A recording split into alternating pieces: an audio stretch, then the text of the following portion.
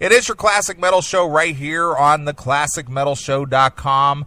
The name of the band is called Max with a double X, just like our Rex logo, Maxx12. Right. And that's called Bang, You're Gone. And on the phone with us, we want to welcome for the first time to the Classic Metal Show, Rooster. What's going on, Rooster? Oh, just we're, as a matter of fact, we're in the middle of practicing, right? We were in the middle of rehearsing. We're getting ready to do a couple shows, but figured we'd take time out to talk to you guys.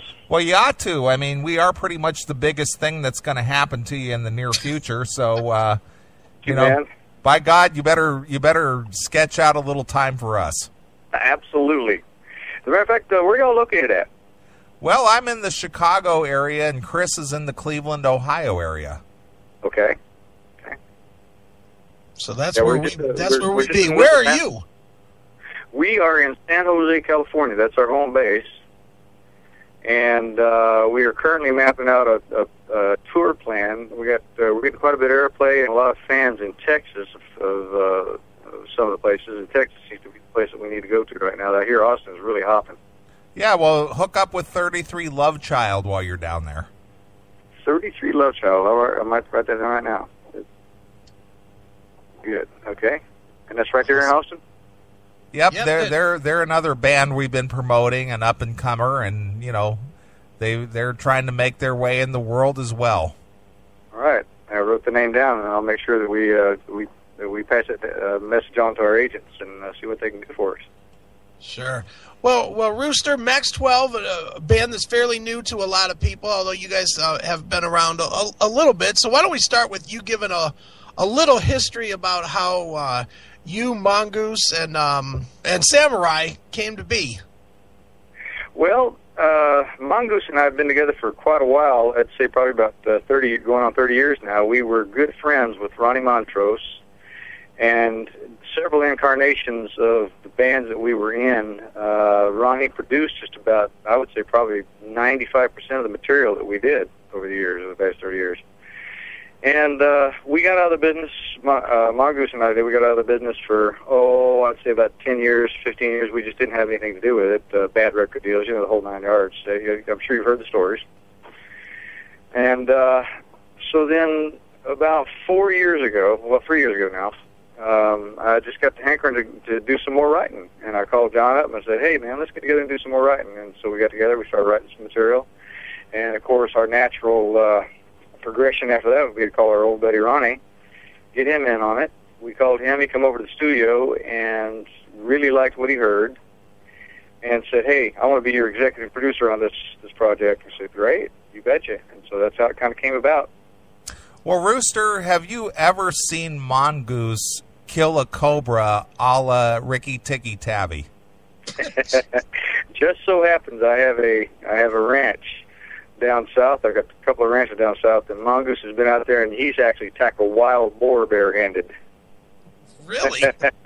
Not to mention the rattlesnakes and the cobra or two that he's got a hold of. He gets in with his teeth. Wow. So how big of a boar are we talking about here? One ranch in particular, average big boar that you want to kill is probably about 300 to 400 pounds, and we have killed them at 5 and 6. Jeez. Wow. Well, I heard you tackled a couple of boars named Red and Jerry a couple of weeks ago. Is that true? Absolutely. It was a pure pleasure to be talking with those guys, too. They were just really fun. Yeah. And boring.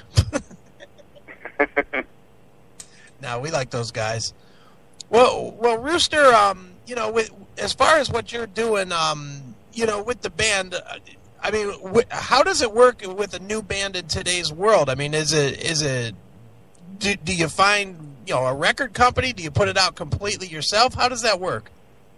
Well, I really like today's environment a lot. There's so many pluses to it. We have more control now than we ever had in the past. I mean, we were signed to, I can't mention the names because we had a big lawsuit with them, but one of the record labels is defunct right now.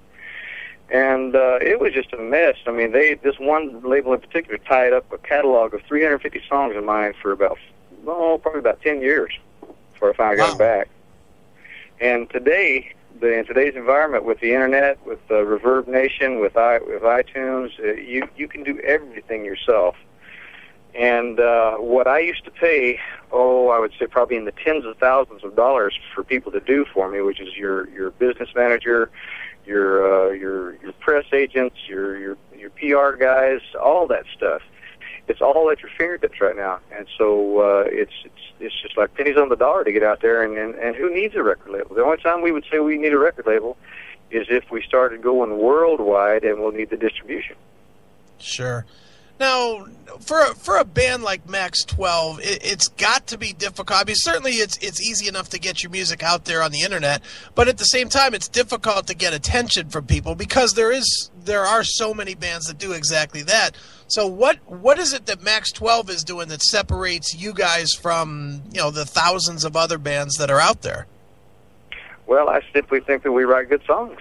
I mean, that's what John and I got into this thing. John is John Mongoose Hansen. That's what we got back into this thing for, is to write good material, long-lasting material. And in today's environment where you have so many throwaway, it's a disposable society. And people have short attention spans now, even the songwriters themselves. They want to keep their songs down to, 3 minutes and less.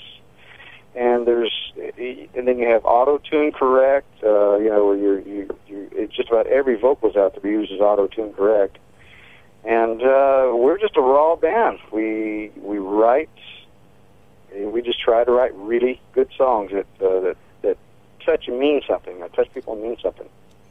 Well, Rooster, when Alice in Chains came out with their hit song Rooster, did you believe that they were actually paying tribute to you? I wish. As a matter of fact, I heard that the singer, I can't remember his name right offhand, great singer though. Lane Staley? I love the band. Yes, I heard that his dad was actually a Vietnam veteran, and that was his nickname in the jungle. They called his dad Rooster, and that's where he got the name from. Right. Well, speaking of names, since all you guys have different, kind of handles, if you will, where do all the, names come from? Would you consider these stage names or these nicknames for you guys, or where did they all come from? Well, they're actually code names, and the premise of the whole Maxx12 thing is that M is the 13th letter of the alphabet. A is the first letter of the alphabet, so henceforth that's 14. 14,000 survivors after the apocalypse, after the year of the apocalypse.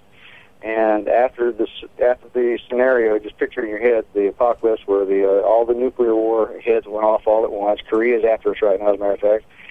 And so there's 3 corporations that are left, 3 entities. That's the Illuminati, the Bilderbergs, and NextCorp. NextCorp hired us as mercenaries and private mercenaries to try to disband the Illuminati and the Bilderbergs. So that's our handles. Maxx12's handles is Rooster, Mongoose, and Samurai. We each have our special skills. Besides being musicians, we have our special skills in covert warfare, martial artists, and we really are martial artists, by the way. So we've been doing that for years. And we even have a barcode that's tattooed on our bodies that says we're worth $8.98 to the corporation, which is what your body is worth when a human body is worth when it's rendered down to fat, bone, muscle, and tissue. Wow, I didn't even realize. Now, I understood that at one point you were solicited by Sterling Archer from ISIS to maybe join your group, and you turned him away. Is there any truth to that? Lord, I don't even know who Sterling Archer is. Sterling Archer, codename Duchess. Ah, there you go. You're delved into the ins and outs of it now. You betcha. Well, so you know a little bit about the secret history then. That's right, of course. I mean, Rooster, let's be honest with the listeners out there.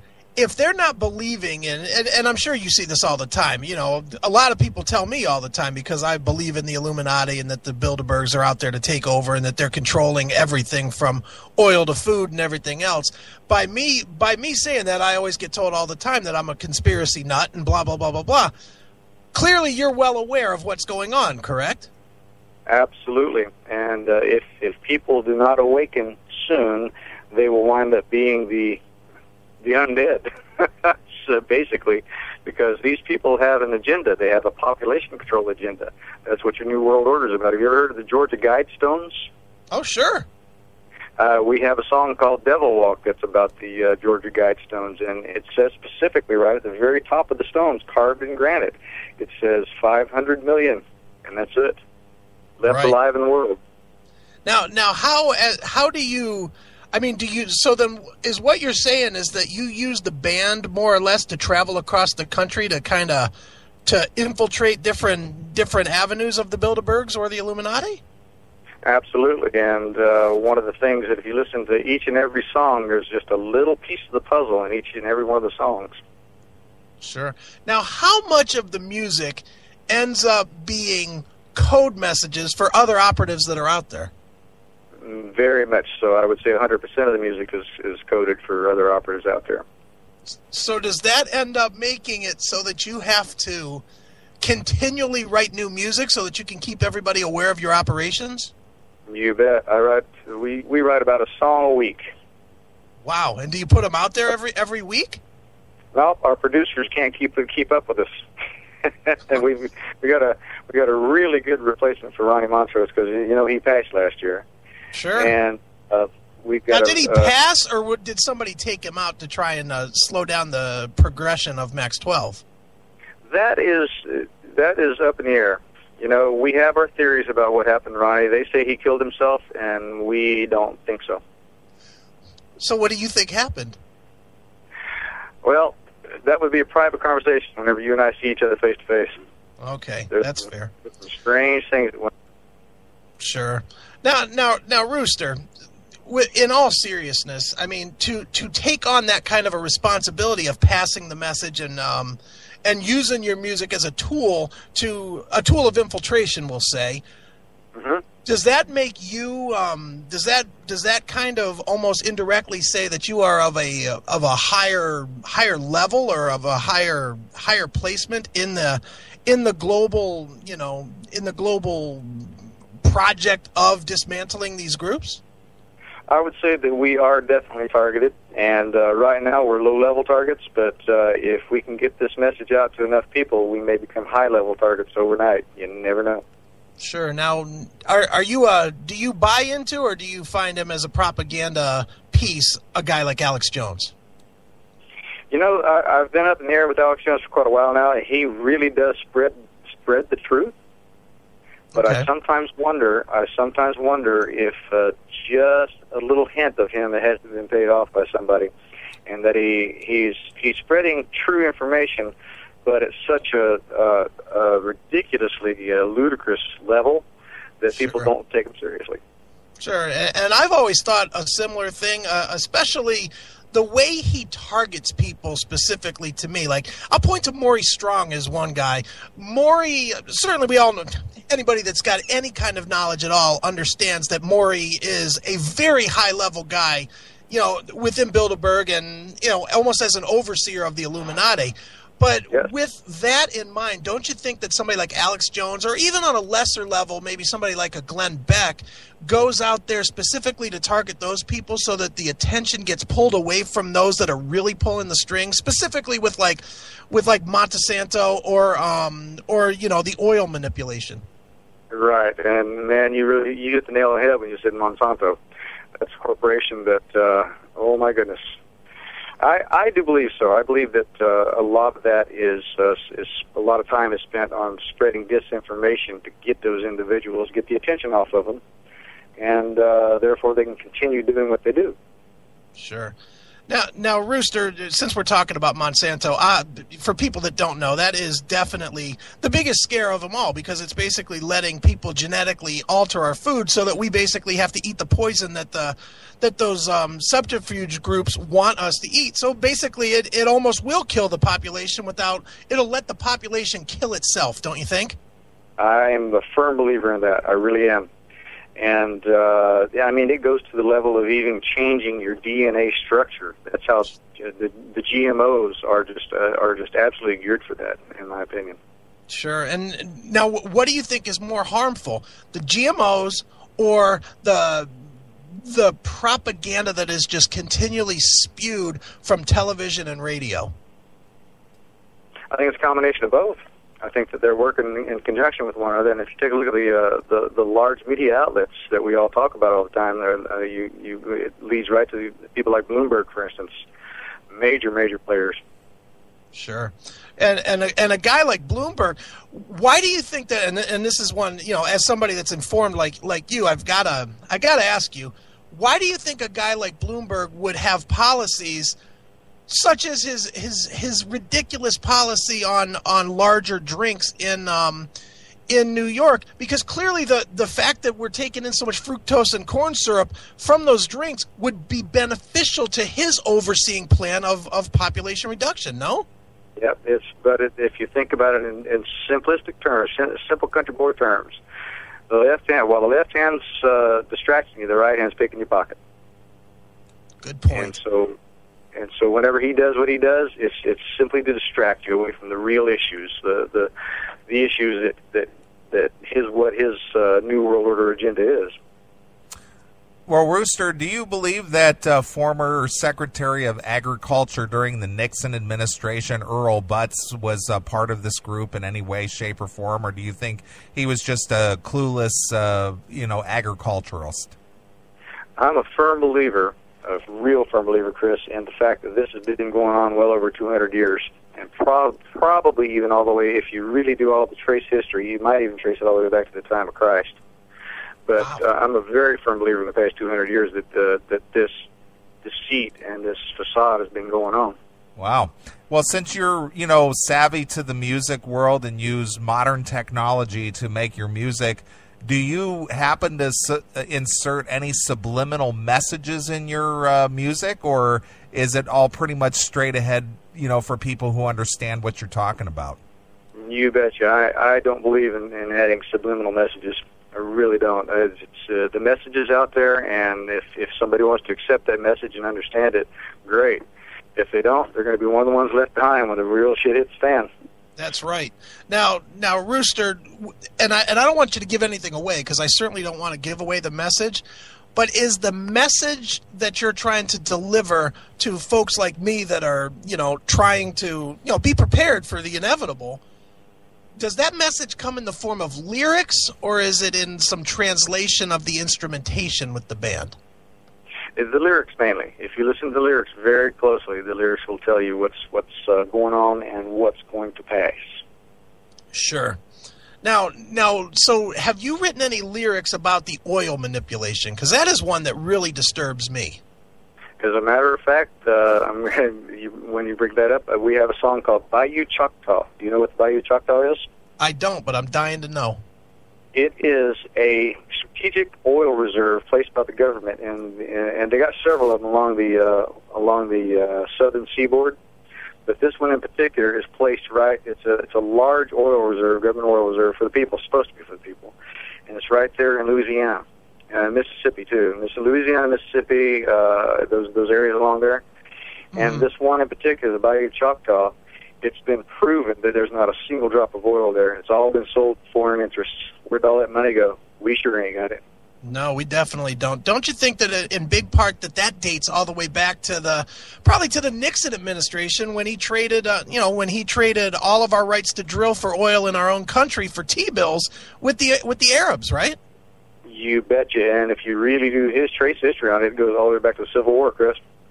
How does it go back to the Civil War? I mean, who was involved at that?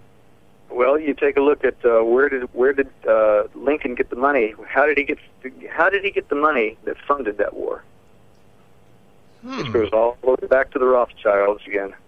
Right, definitely, and and even a little bit later in time. But then when you bring J.P. Morgan into the business, I mean, that guy clearly had an agenda to kill people off.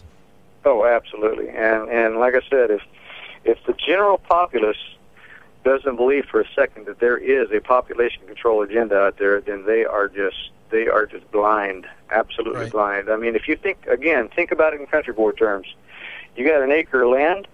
That acre of land is only going to support so many animals, so many mitochondria, so many rats and voles, so many predators for those rats and voles, and then all the way up to people. Sure. Now, go ahead. So we're over capacity. We're definitely over capacity right now. Sure, definitely. We definitely are. So But at the same time, we as the people that are here, we have to protect ourselves. So, I don't know about you. I know I personally am a weapons guy. I own some weapons at this point. As a fellow human, how many weapons do you think is the appropriate amount, and how many rounds do you think per weapon we should have available and ready for the great war that is certainly going to come to us? Well, personally, I think that if you have yourself a simple shotgun, 44 mag, 357, and a small arm like a little 2-shot Derringer, 44 mag Derringer, and just a few rounds just to protect you and your family, I think you'd be doing just fine. And especially a shotgun, because shotgun's going to be your main gun. You're going to be able to get out there and kill deer and kill birds, all with that same shotgun, and at least survive. Right. Sure. Are you a fan of the Judge handheld shotgun solid bore pistol, Rooster? I've never tried one of those. I've heard about them, but I've never tried one. That would be what I own, and it shoots 45s or 410s, whatever you want. It's got a long barrel on it. It sounds like a real good one for either snakes or birds or big game. Right. That's right. Snakes meaning Obama, right? I'll never tell. All right, Rooster. Well, what do you want to tell us about MAX12, aside from, all the conspiracy that goes behind that you're trying to spread the word with your music?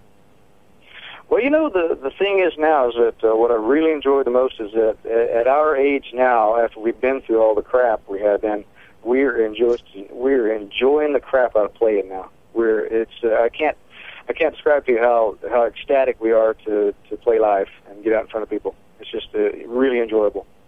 Now, is it enjoyable because you enjoy playing the music, or because so many people are awakening from hearing your music? I think a little of both. We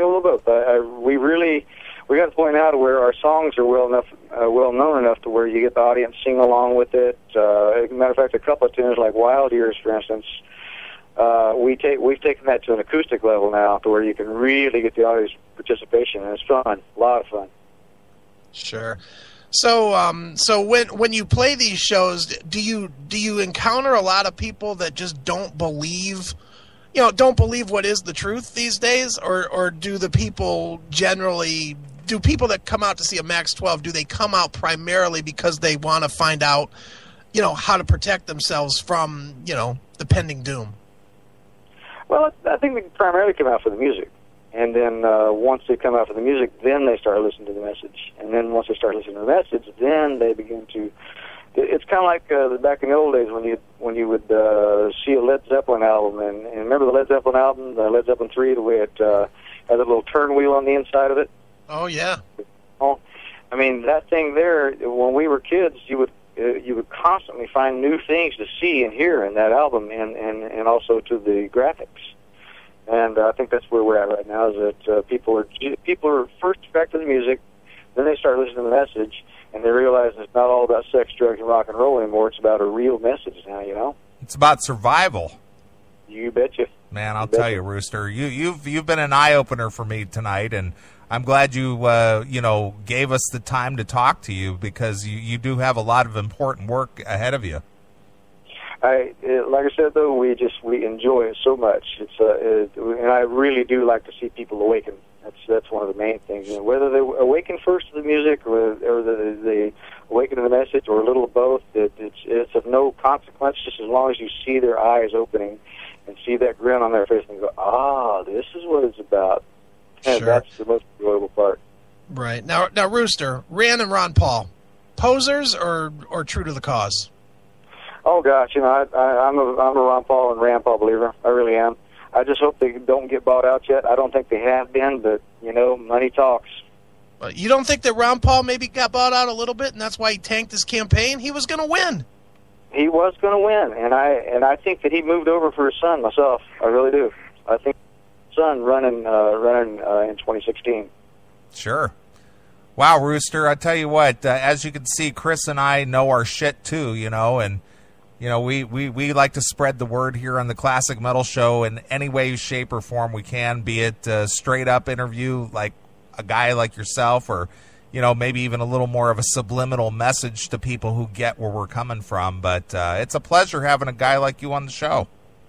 Well, thanks so much. I've really enjoyed it. As a matter of fact, Mongoose and Samurai are sitting right here listening. Hello, Cleveland. Hello. Excellent. All right, man. Well, where can people find you on the net, and what can they expect? Go ahead. Just type in Max12. There's a bunch of it out there right now, so it'll carry you to some site. Perfect. All right, man. Well, again, we appreciate you taking the time to talk to us here on the Classic Metal Show tonight, and go check them out at their website, Max, that's with 2 X's, 12, the number 12, music.com, and go see them if they come to a town near you. And, before we let you go there, Rooster, since you seem to be a man of the world, we're going to ask you the traditional Classic Metal Show question. How has Lemmy from Motorhead influenced your career? Oh, my gosh, I love Lemmy to death, man. And you know what I like the most about him is he's one of the original rebels. Sure. He absolutely, he just gets up there and sings what he feels, and to hell with anybody who doesn't like it. If somebody likes it, great. If they don't, fuck you. Right, exactly. Don't you think, though, that he's got a little bit of Bilderberg side, too, the way he collects some of that old World War II memorabilia? Mm-hmm. I still think Lemmy's a rebel. I really do. Yeah, probably is. A rich rebel, but he's a rebel. Yeah, and he can't be bought. No, I don't think so. Yeah, I really don't. Lemmy's the real deal. I thoroughly believe that. I've met him a couple times, and each time he feels like the real deal. He doesn't feel fake to me. Excellent. All right, Rooster. Well, again, we appreciate you taking the time out to talk to us here on the Classic Metal Show, and we're going to close out with another one of your tunes. We're not going to close out with some bullshit Hillary Clinton stuff, It Takes a Village. We're going to go with Max12, It Takes a Nation. Can you tell us a story about that? He rocked the nation. That's an homage. That's a tribute to our friend Ronnie Montrose, and the song is made up entirely of Ronnie Montrose song titles. Excellent. Very clever. You'll hear Bad Motor Scooter. You'll hear Rock the Nation. You'll hear Mean from the Mean album. You'll hear some Gamma stuff in there, too, a Gamma title in there as well. Sure. And that's not like gamma rays that are being spread through the chemtrails, is it? No, nothing like that. That's Ronnie's old band Gamma. Excellent. I get you. Wow. All right, Rooster. Well, we're going to close out the interview with It Takes a Nation, so go check them out. Max12music.com, and here it is. It Takes a Nation exclusively here on your Classic Metal Show.